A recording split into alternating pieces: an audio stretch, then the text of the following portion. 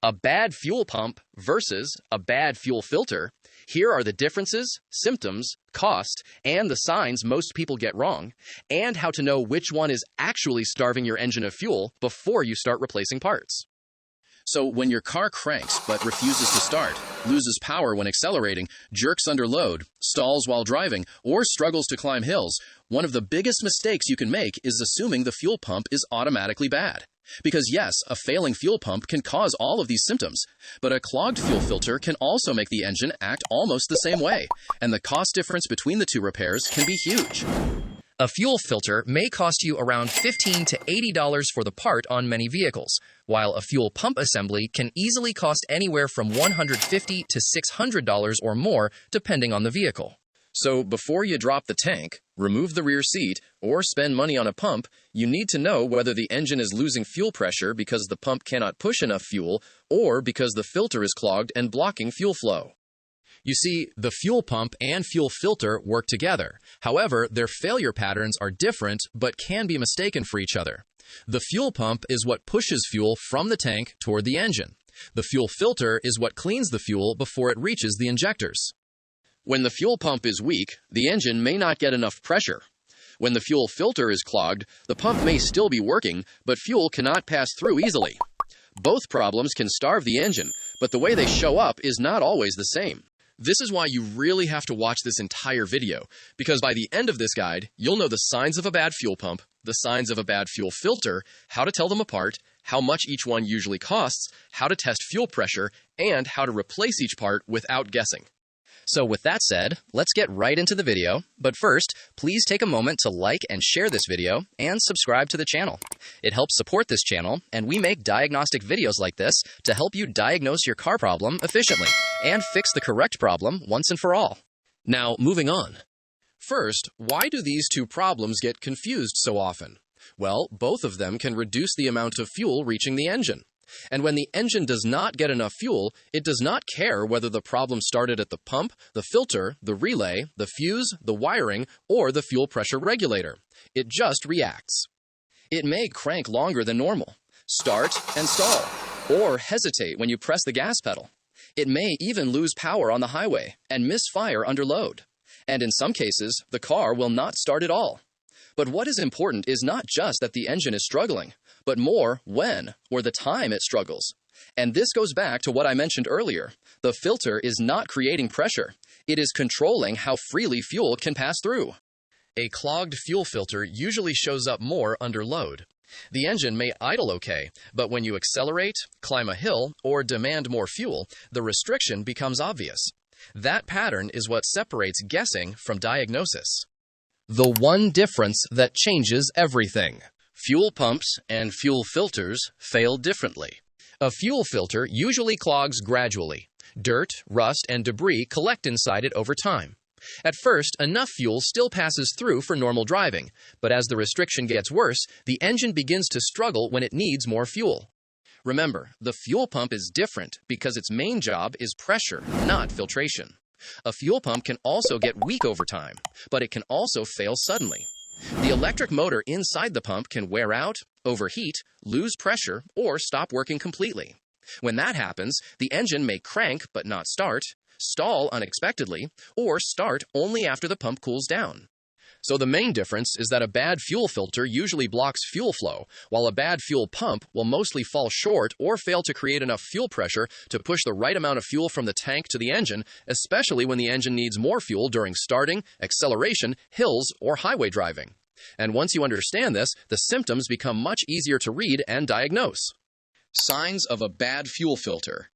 A bad fuel filter usually starts with performance problems, not a sudden dead car. One of the most common signs is hesitation when accelerating. You press the gas, the engine tries to respond, but it feels delayed, weak, or uneven. This happens because the engine is asking for more fuel, but the clogged filter cannot let enough fuel pass through quickly. Another sign is loss of power under load. The car may drive normally at low speed, but when you climb a hill, merge onto the highway, or drive with more throttle, it starts to struggle. That is a classic fuel restriction symptom. You may also feel surging. The engine may pull, then lose power, then pull again. That can happen when fuel flow is inconsistent because the filter is partially blocked. A clogged filter can also cause misfires under load.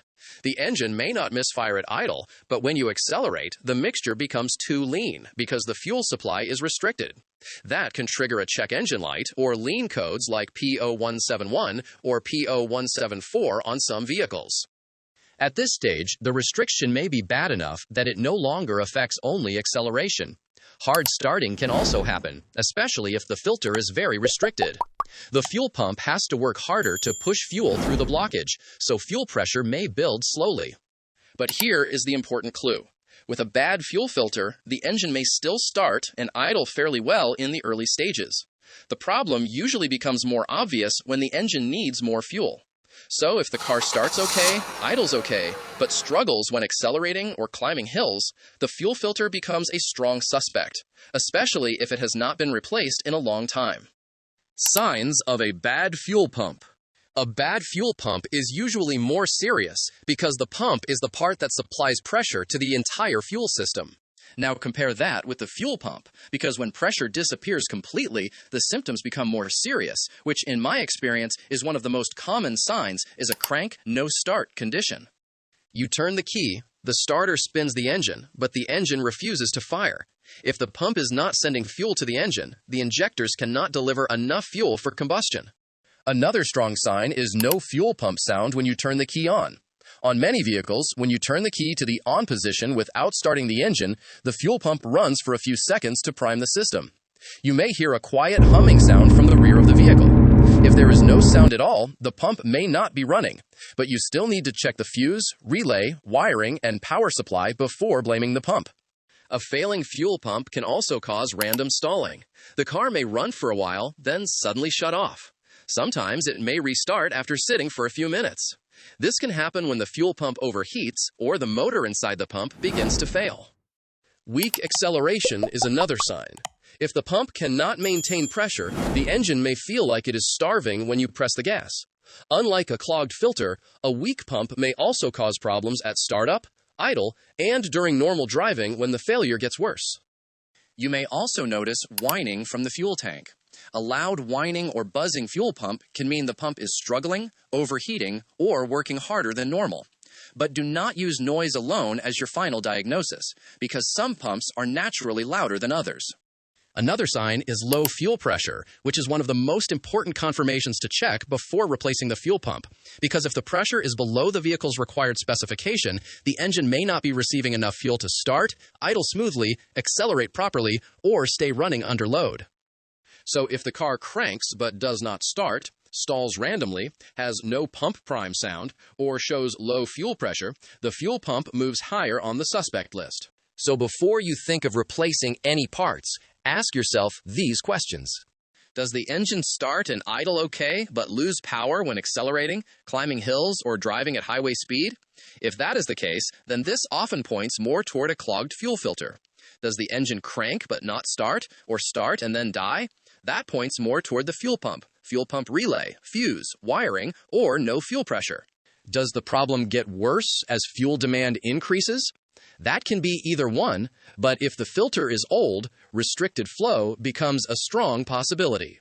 Does the pump fail to make any priming sound when the key is turned on?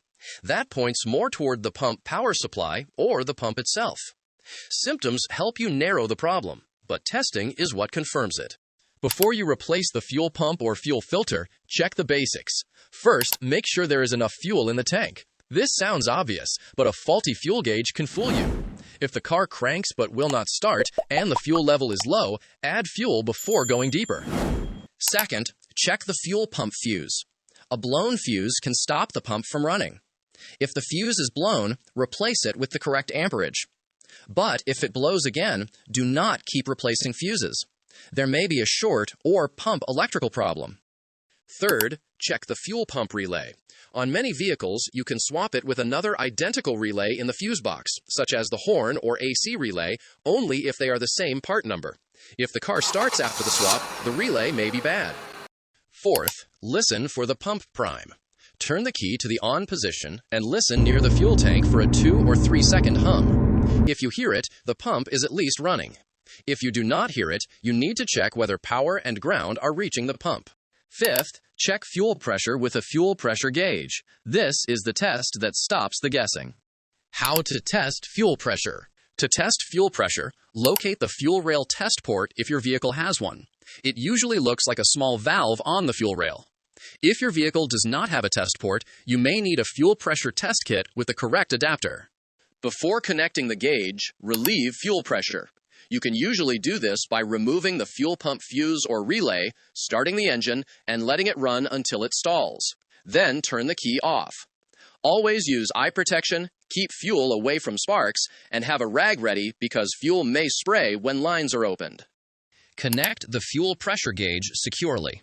Then turn the key to the on position without starting the engine. Watch the gauge. Fuel pressure should rise quickly. The exact number depends on the vehicle, so check your service manual or repair data. Now, start the engine if it will start. Watch the pressure at idle. Then, gently rev the engine or check pressure under load if your test setup allows it safely.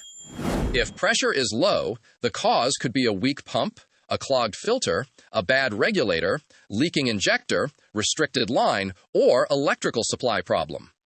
But if the filter is external and old, replacing it may be the first logical step before condemning the pump. If pressure is 0 and the pump does not run, check the fuse, relay, power, ground, and pump wiring before replacing the pump. If pressure is low and the pump is receiving proper voltage and ground, the pump becomes much more suspicious. Cost of replacing a fuel filter versus fuel pump. Now let's talk cost. For a fuel filter, the part may cost around $15 to $80 on many vehicles. Some filters are more expensive, especially if they are built into a larger assembly. Labor can range from $50 to $200 depending on access. If the filter is easy to reach under the car or in the engine bay, it can be a simple repair. For a fuel pump, the part is usually more expensive. A fuel pump assembly may cost around $150 to $600 or more. Labor can range from $200 to $700 or higher, especially if the fuel tank has to be removed. Total repair cost at a shop can often range between $500 and $1,200, depending on the vehicle. Some vehicles have an access panel under the rear seat or trunk, which makes the job easier. Others require the fuel tank to be lowered, which takes more time. That is why you do not want to guess. A filter is usually much cheaper. A pump is usually much more expensive. How to replace a fuel filter. Now let's move to the how to fix part of this video. Before replacing a fuel filter, make sure your vehicle actually has a serviceable external fuel filter. Some modern vehicles have the filter built into the fuel pump module inside the tank. If that is the case, you may not be able to replace the filter separately. If your vehicle has an external filter, start by parking on a flat surface, turning the engine off, setting the parking brake, and allowing the engine to cool. Do not smoke or work near flames, heaters, or sparks. Fuel is extremely flammable. Next, relieve the fuel pressure. Remove the fuel pump fuse or relay, then start the engine and let it run until it stalls. Crank it once or twice for a second to release remaining pressure, then turn the key off. Disconnect the negative battery cable for extra safety. Locate the fuel filter. It may be along the frame rail under the vehicle, near the fuel tank, or in the engine bay, depending on the car. Before removing it, clean the area around the fittings so dirt does not enter the fuel line. Place a drain pan or rag under the filter because some fuel will spill. Look at the arrow on the old filter. Most fuel filters have a flow direction arrow. This arrow must point toward the engine. Take a picture before removing it so you do not install the new filter backward. Now, disconnect the fuel lines. Some filters use clamps, some use banjo bolts, and others use quick connect fittings that require a special disconnect tool. Do not force the lines. If it uses quick connect fittings, use the correct tool so you do not break the connector. Remove the filter from its bracket. Compare the new filter with the old one. Make sure the size, fittings, and flow direction match. Install the new filter in the same direction as the old one, with the arrow pointing toward the engine. Reconnect the fuel lines securely. Make sure clips, clamps, or fittings lock into place. Reconnect the battery. Reinstall the fuel pump fuse or relay, and turn the key to the on position for a few seconds without starting. Turn it off, then turn it on again. This primes the system and builds pressure. Now check carefully for leaks around the filter, and if there is any leak, turn the key off immediately and fix the connection before starting the engine. If there are no leaks, start the engine and let it idle. Check again for leaks. Then test drive the vehicle and see if the hesitation or power loss improves. How to replace a fuel pump. Now this is why I kept saying not to guess with the fuel pump. Replacing a fuel pump is more involved, especially if the pump is inside the tank. Once confirmed, reduce the fuel level if possible. A nearly empty tank is much easier and safer to handle than a full tank. Park on a flat surface. Disconnect the negative battery cable and relieve fuel pressure. Work in a well-ventilated area away from sparks, flames, or anything that can ignite fuel vapors. Now, determine whether your vehicle has an access panel. Some cars allow you to reach the fuel pump from under the rear seat or inside the trunk. If your vehicle has an access panel, remove the seat cushion or trunk cover, unscrew the access cover, and you should see the top of the fuel pump module. Disconnect the electrical connector and fuel lines. Clean the top of the tank before opening it so dirt does not fall inside. Mark the position of the pump module so the new one goes back in the same orientation. Remove the lock ring or retaining ring. Some use a special tool, while others can be turned carefully with the proper method. Do not create sparks while doing this.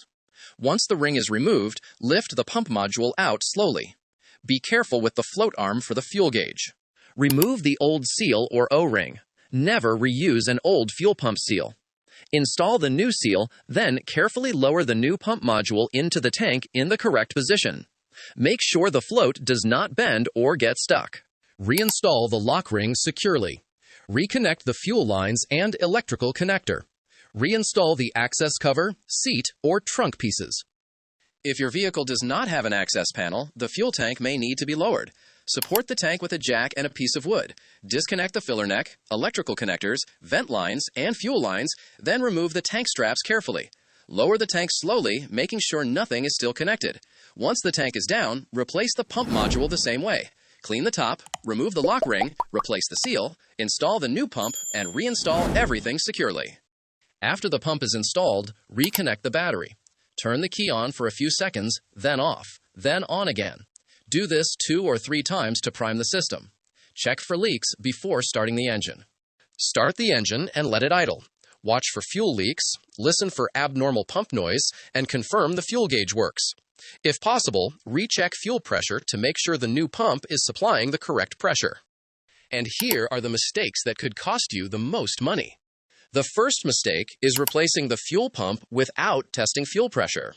A no start can be caused by ignition problems, crankshaft sensor failure, immobilizer issues, wiring, relay failure, or no injector pulse. This goes back to the same restriction versus pressure difference we covered earlier. Now, the second mistake is ignoring the fuel filter.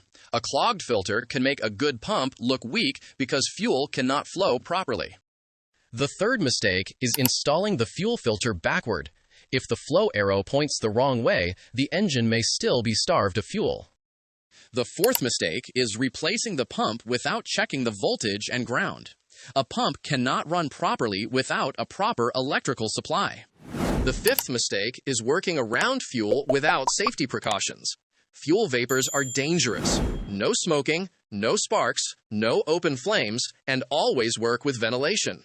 So there you have it. Now that you know how to identify a bad fuel pump versus a bad fuel filter, another mistake people make is confusing the signs of a bad water pump with those of a bad thermostat. And this video here will help you identify their various signs and symptoms. I'll have the video linked here and in the description below, so be sure to check that out too.